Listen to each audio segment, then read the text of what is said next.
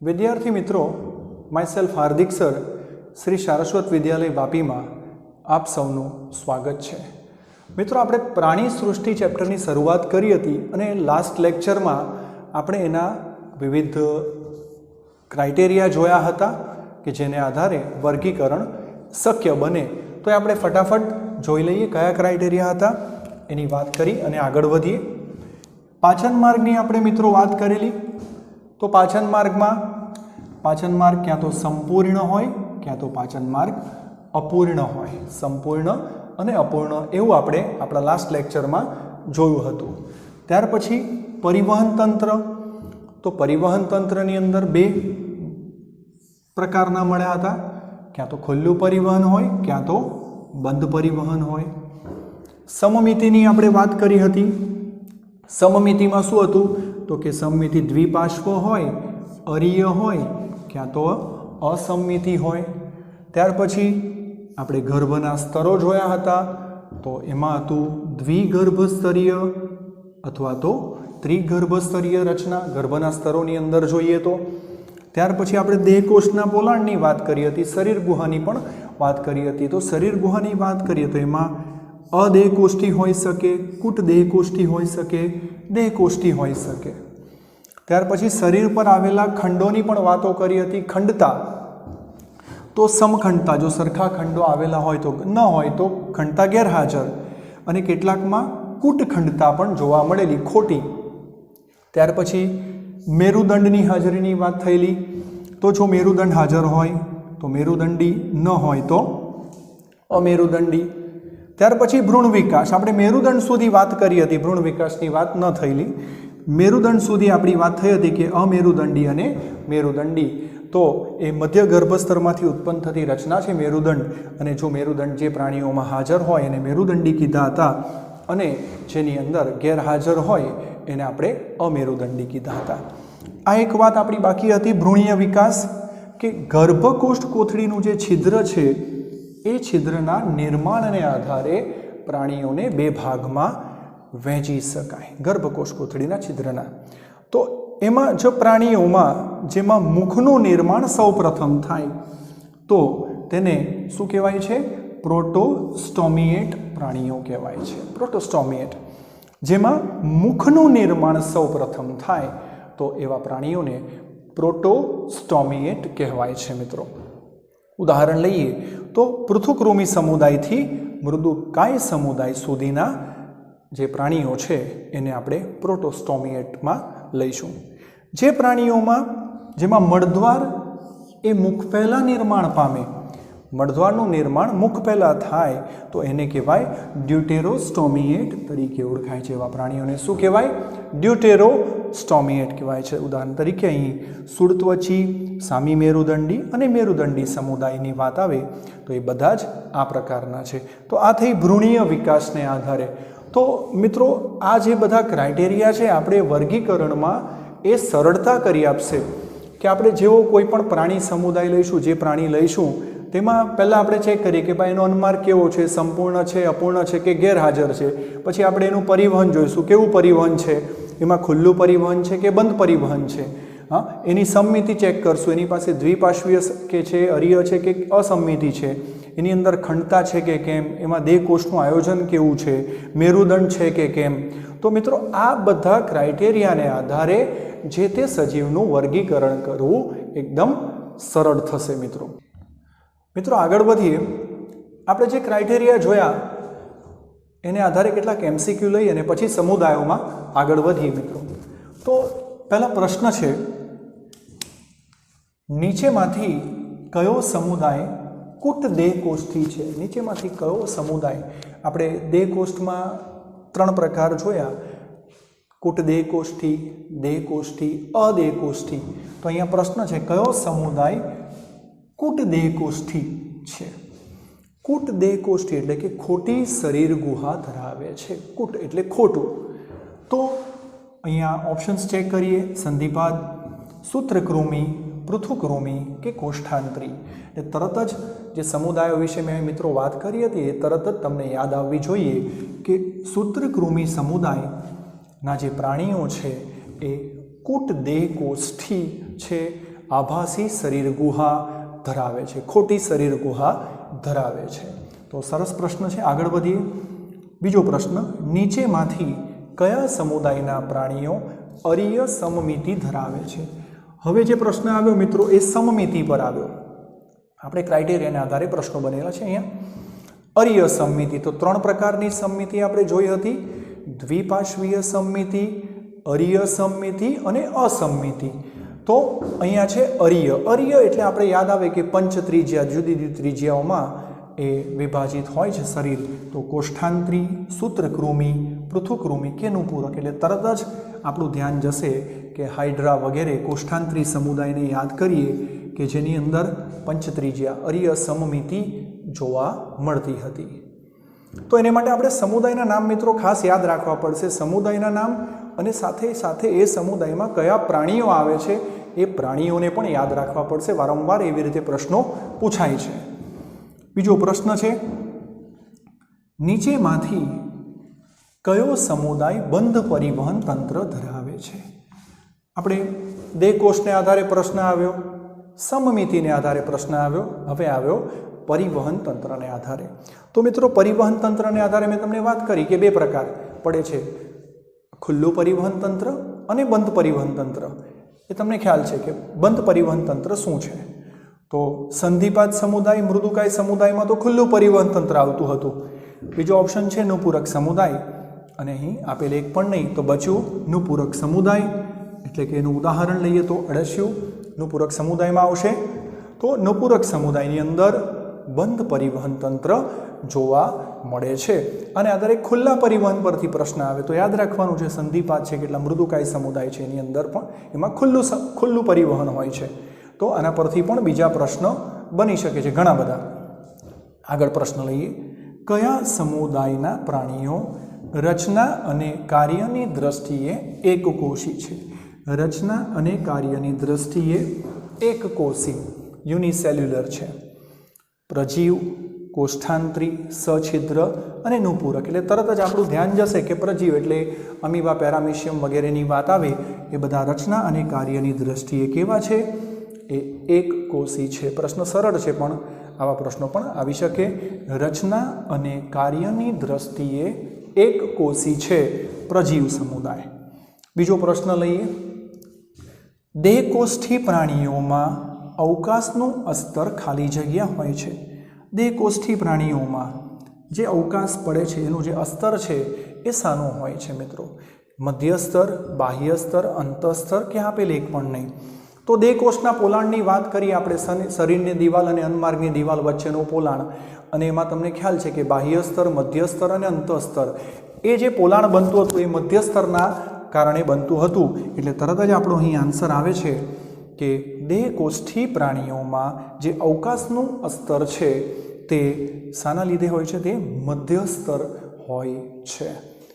આગળનો પ્રશ્ન લઈએ. અહીં દ્વિગર્ભસ્તરીય આયોજન ધરાવતો પ્રાણી સમુદાય. મિત્રો કયું છે?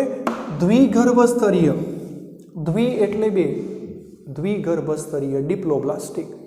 આપણે 2 પ્રકારના ગર્ભના સ્તરોને આધારે 2 પ્રકારના આપણે સજીવોની વાત કરેલી: દ્વિગર્ભસ્તરીય અને ત્રિગર્ભસ્તરીય, ડિપ્લોબ્લાસ્ટિક અને ટ્રિપ્લોબ્લાસ્ટિક. અહીં પ્રશ્ન શું છે? દ્વિગર્ભસ્તરીય આયોજન ધરાવતો પ્રાણી સમુદાય. તો ઓપ્શન્સ છે પ્રજીવ, સછિદ્ર, કોષ્ઠાંત્રી અને નુપૂરક. તો તરત જ આપણું ધ્યાન જાય છે કે હાઇડ્રા વગેરેમાં જે કોષ્ઠાંત્રી સમુદાયના જે સભ્યો છે એની અંદર એ દ્વિગર્ભસ્તરીય છે, અને ત્યાર પછીના સમુદાયમાં ત્રિગર્ભસ્તરીય રચનાઓ આવતી હતી. તો એ શું આવશે અહીં? દ્વિગર્ભસ્તરીયમાં કોષ્ઠાંત્રી સમુદાયના સભ્યો આવશે મિત્રો. આગળ વધીએ. પ્રાણી સૃષ્ટિનો પ્રથમ સમુદાય. પ્રાણી સૃષ્ટિના વર્ગીકરણની શરૂઆત કરીએ તો એમાં સૌથી પહેલો સમુદાય, તો મેં તમને વાત કરી હતી કે એમાં આપણે સરળથી જટિલ તરફ જવાનું છે. એટલે એકકોષી પ્રજીવ પ્રોટોઝોઅન્સથી શરૂ કરીને આપણે સસ્તન સુધીની આખી યાત્રા છે. તો એ આખું વર્ગીકરણ સમજવાનું છે. તો પ્રાણી સૃષ્ટિનો પ્રથમ સમુદાય મિત્રો કયો છે? અહીં પ્રજીવ સમુદાય આવે છે. આન્સર એ પ્રાણી સૃષ્ટિનો પ્રથમ સમુદાય છે. મિત્રો આ તો કેટલા પ્રશ્નો છે, પણ આના પરથી ઘણા બધા પ્રશ્નો બીજા बनी शके छे। અહીં કુટ દે કોષ્ઠી આવ્યું તો એના પરથી દે કોષ્ઠી વિશે પૂછી શકે। અર્ય સંમિતિ આવી તો એના ઉપરથી બીજી સંમિતિ વિશે પ્રશ્ન એના પરથી પણ આવી શકે। બંધ પરિવહન આવ્યું તો ખુલ્લા પરિવહન પરથી પ્રશ્ન આવી શકે। સમુદાયના નામ આવે, ઉદાહરણો આવે। તો આ તો એક માત્ર એક્ઝામ્પલ્સ છે કે આ રીતે પ્રશ્નો પૂછી શકાય છે। તો આનો મિત્રો સ્ક્રીનશોટ લઈને લખી લેવું। મિત્રો આગળ વધીએ તો સૌથી પહેલો સમુદાય જેમ આપણે પ્રશ્નમાં જોયું તો એ સમુદાય પ્રાણી સમુદાય પ્રજીવ એટલે કે પ્રોટોઝોઆની વાત આપણે કરવાના। તો સૌથી પહેલો સમુદાય અહીં લઈશું પ્રજીવ પ્રોટોઝોઆ। મિત્રો પ્રજીવ પ્રાણી સૃષ્ટિનો પ્રથમ સમુદાય છે અને પ્રજીવનો અર્થ પ્રથમ પ્રાણીઓ એવો થાય છે।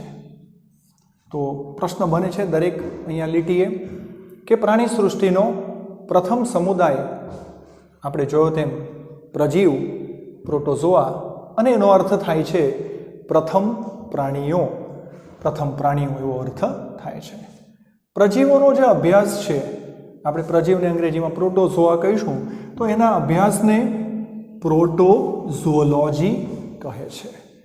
પ્રોટોઝોઓલોજી એટલે શું તો પ્રજીવનો અભ્યાસ, પ્રોટોઝોઆનો અભ્યાસ એટલે પ્રોટોઝોઓલોજી। તેઓ વિશ્વવ્યાપી છે, સૂક્ષ્મદર્શી છે અને એકકોષી પ્રાણીઓ છે। વિશ્વવ્યાપી એટલે કે સર્વત્ર, આ સમુદાય તમને સર્વત્ર જોવા મળશે। વિશ્વવ્યાપી છે, સર્વત્ર છે। સૂક્ષ્મદર્શી છે એટલે કે તમે એને નરી આંખે જોઈ શકતા નથી, એને જોવા માટે સૂક્ષ્મદર્શક યંત્રની જરૂર પડે છે। એકકોષી શરીર રચના, સરળ શરીર રચના ધરાવે છે। તો યાદ રાખજો મિત્રો, પ્રજીવ સમુદાયના સભ્યો વિશ્વવ્યાપી છે, સૂક્ષ્મદર્શી છે તથા એકકોષી પ્રાણીઓ છે। કેટલાકમાં શરીરની બહાર કવચ આવે છે, કવચ બહાર એક રક્ષણાત્મક કવચ પેલિકલ પ્રોટીનનું આવરણ ધરાવે છે। અને એની વાત કરીએ મિત્રો અહીં આકૃતિમાં આપણે જોઈએ તો એ કવચ આ રીતે પેલિકલ જે છે અહીં બતાવ્યું છે પેરામિશિયમમાં એ રક્ષણાત્મક કવચ ધરાવે છે। અહીં પેલિકલનું આવરણ હોય છે। તો પેલિકલ યાદ રાખજો, એનું બહારનું કવચ છે। પોષણની વાત કરીએ મિત્રો તો પોષણ જે છે અમીબા પ્રાણીસમ પોષણ મેળવે છે, પ્લાઝ્મોડિયમ પરોપજીવી પોષણ મેળવે છે। અને પ્લાઝ્મોડિયમ વિશે તમે જાણો છો, પ્લાઝ્મોડિયમ મેલેરિયાના રોગ માટે જવાબદાર છે, જે પરોપજીવન ગુજારે છે। એટલે પ્રાણીસમ પરોપજીવી વગેરે પ્રકારનું પોષણ એઓ અપનાવે છે। ભલે એક કોષી છે પણ આ પ્રકારની પોષણની પદ્ધતિ તેઓ અપનાવે છે। પ્રચલનની વાત કરીએ, ફરીથી વાત આવે કે એક કોષી છે તો પ્રચલન, તો કે હા, પ્રચલન માટે કેટલાકમાં ખોટા પગ અમીબાની વાત કરીએ તો આપણે ખ્યાલ છે કે ખોટા પગ જેવી રચના, એ ખોટા પગ જેવી રચના વડે પ્રચલન કરે છે।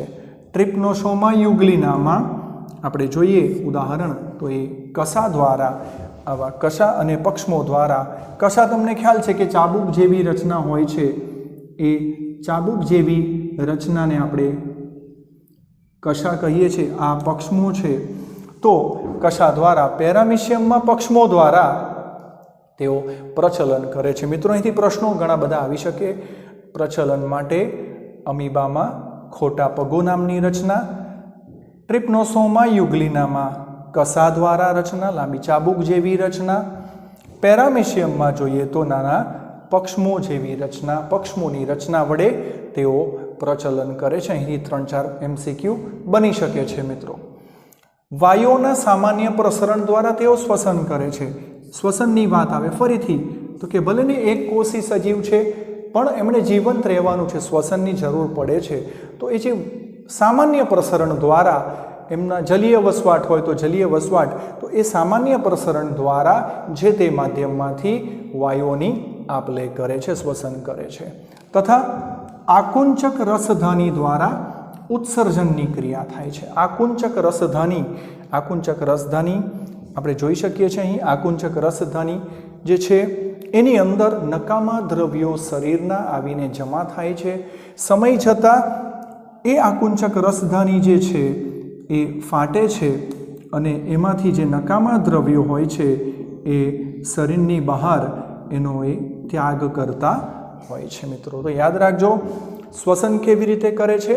તો વાયુઓના સામાન્ય પ્રસરણ દ્વારા શ્વસન કરે છે તથા આકુંચક રસધ્વનિ દ્વારા તેઓ શરીરના નકામા દ્રવ્યો એટલે ઉત્સર્જિત કરે છે. આપણે પોષણની વાત કરી તો પોષણ માટે અન્નધાની નામની રચના આપણે જોઈ શકીએ છીએ કે એઓ અન્નધાની નામની રચના વડે પોતાના ખોરાકને એ ઘેરી લે છે, અન્નધાનીમાં એને ફસાવી લે છે અને એને ત્યારબાદ એનું પાચન કરે છે. તો યાદ રાખજો. પ્રજનનની વાત કરીએ તો અલિંગી અને લિંગી પ્રજનન બંને પ્રકારે. તો ખાસ કરીને અલિંગી પ્રજનન પદ્ધતિમાં તેઓ દ્વિભાજન અને બહુભાજન એઓમાં જોવા મળશે. કયું? દ્વિભાજન અને બહુભાજન. ખાસ કરીને અમીબામાં દ્વિભાજન જોવા મળે છે. અમીબા અનુકૂળ પરિસ્થિતિમાં. બહુભાજન જે છે એ પ્લાઝ્મોડિયમમાં, મેલેરિયાની અંદર તમને ખ્યાલ છે, ફરીથી મેલેરિયાના જંતુની વાત આવે છે, પ્લાઝ્મોડિયમની અંદર બહુભાજન જોવા મળે છે. અમીબાની યાદ કરીએ તો અમીબા સાનુકૂળ સંજોગોમાં દ્વિભાજન કરે, પણ પ્રતિકૂળ સંજોગોમાં તેઓ પણ બીજાણુ નિર્માણ દ્વારા બહુભાજન પ્રક્રિયા તેઓ કરી શકે છે. પણ પ્લાઝ્મોડિયમ જીવનના નિશ્ચિત તબક્કે એ બહુભાજન કરશે, એટલે કે બીજાણુ નિર્માણની પ્રક્રિયા કરશે.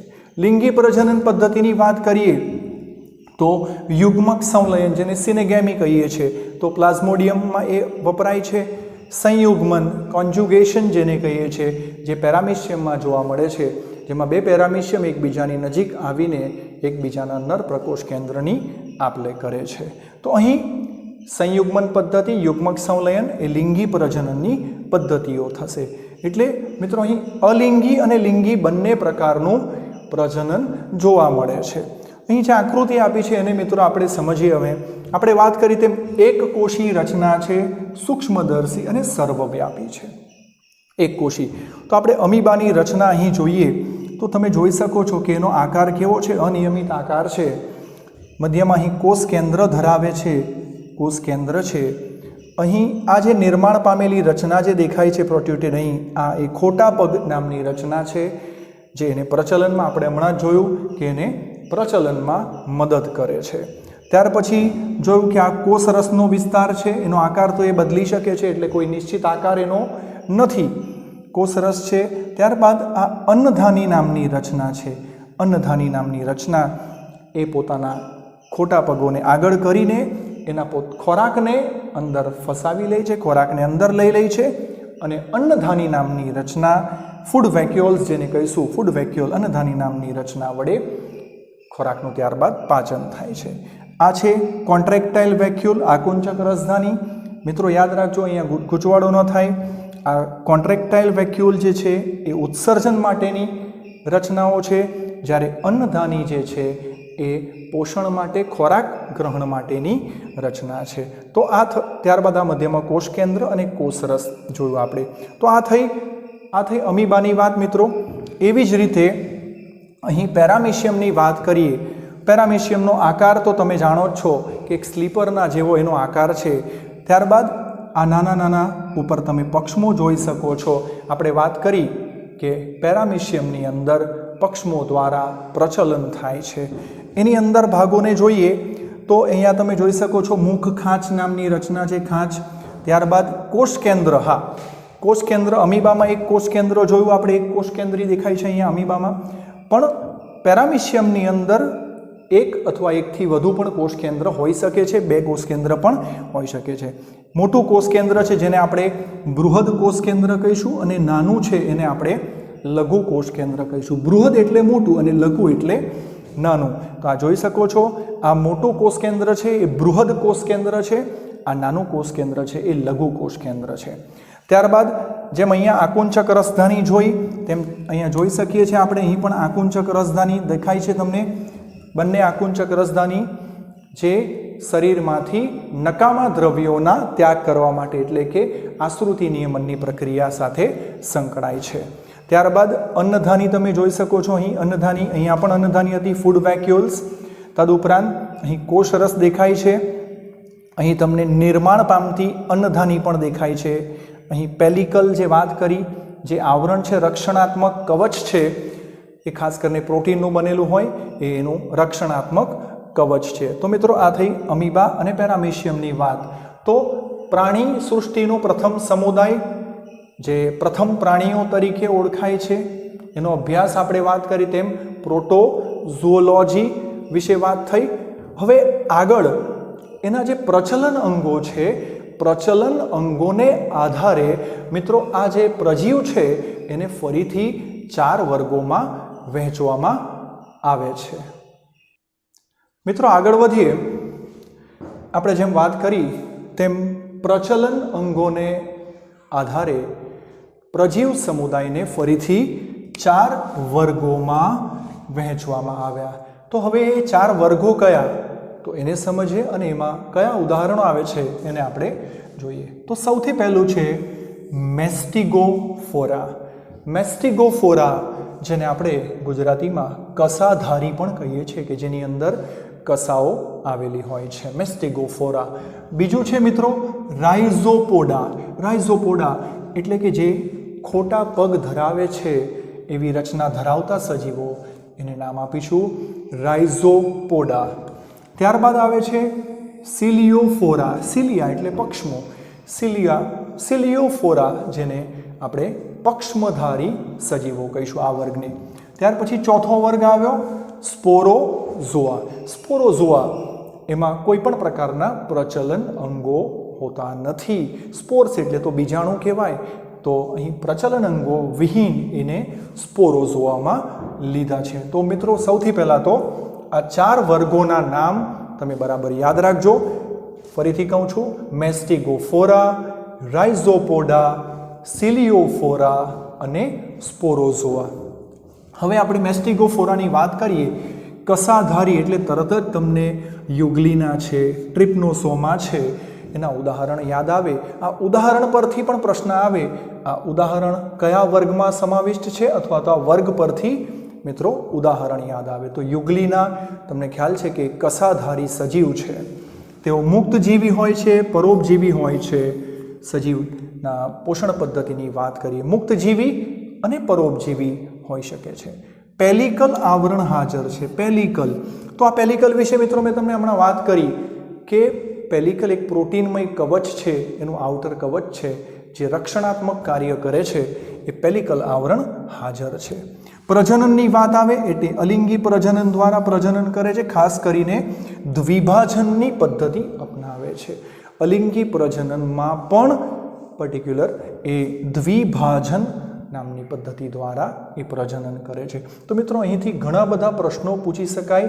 મેસ્ટિગોફોરા એટલે કસાધારી, એના ઉદાહરણો યાદ રાખજો, યુગ્લિના, ટ્રિપ્નોસોમા, ત્યારબાદ એના પેલિકલ આવરણ વિશે અને એના પ્રજનન વિશે પણ પ્રશ્ન આવી શકે છે. આગળ વધીએ, રાઇઝોપોડાની વાત કરીએ તો અમીબા, એન્ટેમીબા. અમીબાને તમે જાણો છો, આપણે એની ચર્ચા જોઈ, આકૃતિમાં પણ આપણે એને સમજ્યા છે.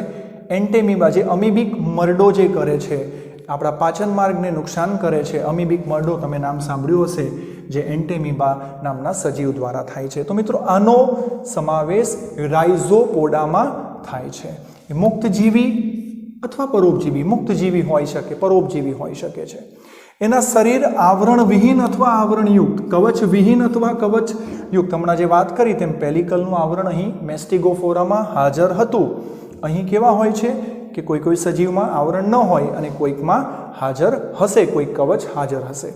અલિંગી પ્રજનનમાં અહીં પણ આપણે જોઈએ તો એઓ દ્વિભાજનની પદ્ધતિ અપનાવે છે. અહીં મેસ્ટિગોફોરામાં પણ દ્વિભાજનની પદ્ધતિ હતી. આગળ વધીએ મિત્રો, સિલિયોફોરા. સિલિયા પક્ષમની વાત કરીએ એટલે તરત જ આપણે પેરામીશિયમ યાદ આવે, જાણીતું નામ. બીજું નામ છે વર્ટિસેલા. પેરામીશિયમ સ્લીપર જેવો આકાર, હમણાં જ આપણે આકૃતિ દ્વારા એને સમજ્યા છે. એવો પણ મુક્તજીવી અથવા તો મુક્તજીવી અને પરોપજીવી હોઈ શકે છે. ત્યારબાદ પેલિકલના આવરણની વાત આવે. પેલિકલનું આવરણ હાજર છે, પેલિકલનું રક્ષણાત્મક કવચ હાજર હોય છે. અલિંગી પ્રજનન, ફરીથી અહીં દ્વિભાજન દ્વારા, અને તેઓ લિંગી પ્રજનન પણ દર્શાવે છે. લિંગી પ્રજનન સંયુગ્મન દ્વારા એ કરે છે। તો મિત્રો યાદ રાખજો, પ્રજનનની પદ્ધતિ પરથી પણ અહીં MCQ બની શકે છે। તો ખાસ ઉદાહરણ પેરામેશિયમ વર્ટિસેલા, જે આપણે પક્ષમધારીમાં લઈશું, વર્ગ પક્ષમધારી સિલિયોફોરા, ખાસ યાદ રાખજો। આગળ વધીએ, સ્પોરોઝોઆ એમાં કોઈ પણ પ્રકારના પ્રચલન અંગો હોતા નથી। આ જે 4 વર્ગો પડ્યા છે એ પ્રચલન અંગોને આધારે જેનું વર્ગીકરણ થયું છે। ઉદાહરણ લઈએ, પ્લાઝ્મોડિયમ છે, બબેસિયા છે। પ્લાઝ્મોડિયમ ખૂબ જાણીતું નામ છે, જે તમને ખ્યાલ છે કે મેલેરિયા માટે જવાબદાર છે, એટલે ખાસ કરીને તેઓ અંતઃપરોપજીવી રોગકારક સજીવો છે। પ્લાઝ્મોડિયમનું જીવનચક્ર તમે આગળ પણ ભણશો કે કેવી રીતે મનુષ્યમાં અને એનોફિલિસ મોસ્કિટોમાં એનું જીવનચક્ર કેવી રીતે ચાલે છે અને કેવી રીતે મેલેરિયાનો રોગનો ફેલાવો થાય છે, એની વાત તમે આગળ અભ્યાસ કરશો। મિત્રો યાદ રાખજો ઉદાહરણો ખાસ। એની પાસે જાડું પેલિકલ આવરણ હોય છે। પેલિકલ આવરણ જે છે તે સ્પોરોઝોઅન્સ જે છે, સ્પોરોઝોઆવાળા પ્લાઝ્મોડિયમ છે, એ લોકોની ફરતે થોડું જાડું હોય છે। એ જાડું રક્ષણાત્મક પેલિકલ આવરણ ધરાવે છે। તો યાદ રાખજો, પ્રશ્ન પૂછી શકે કે જાડું પેલિકલ આવરણ કોની અંદર? તો આ સ્પોરોઝોઆમાં, પ્લાઝ્મોડિયમ અને બબેશિયાની અંદર જોવા મળે છે, યાદ રાખજો। આગળ વધીએ, અલિંગી પ્રજનન બહુભાજન દ્વારા અને લિંગી પ્રજનન પણ કરે છે તેઓ યુગ્મક સંલયન દ્વારા। યુગ્મક સંલયન જેને આપણે સિનેગેમી કહીએ છીએ, અહીંયા હતું સંયુગ્મન, કોન્જ્યુગેશન જેને કહેવાય, પેરામેશિયમમાં કોન્જ્યુગેશન છે, અને અહીં લિંગી પ્રજનન યુગ્મક સંલયન સિનેગેમી દ્વારા થાય છે। તો મિત્રો પ્રજનનમાં થોડું વૈવિધ્ય જાણવા મળ્યું। આપણે અહીં સ્પોરોઝોઆમાં બહુભાજન થયું, જોયું તમે, અહીં દ્વિભાજન હતું, અહીં પણ દ્વિભાજન હતું, અહીં પણ દ્વિભાજન હતું। તો આ લાગે સામાન્ય વાતો લાગે છે, પણ અહીં જે પ્રજનનની પદ્ધતિઓ છે, એના ઉદાહરણો છે, અને આ જે વર્ગો છે એના પરથી ઘણા બધા પ્રશ્નો આવી શકે છે। તો આ વર્ગના ફરીથી એકવાર હું નામ બોલીને આપણે અટકીશું અહીં ફરીથી: મેસ્ટિગોફોરા, રાઇઝોપોડા, સિલિયોફોરા, સ્પોરોઝોઆ। કસાધારી, ખોટા પગવાળા, પક્ષમધારી અને પ્રચલન અંગો વિહીન સજીવોનો સમાવેશ થાય છે મિત્રો।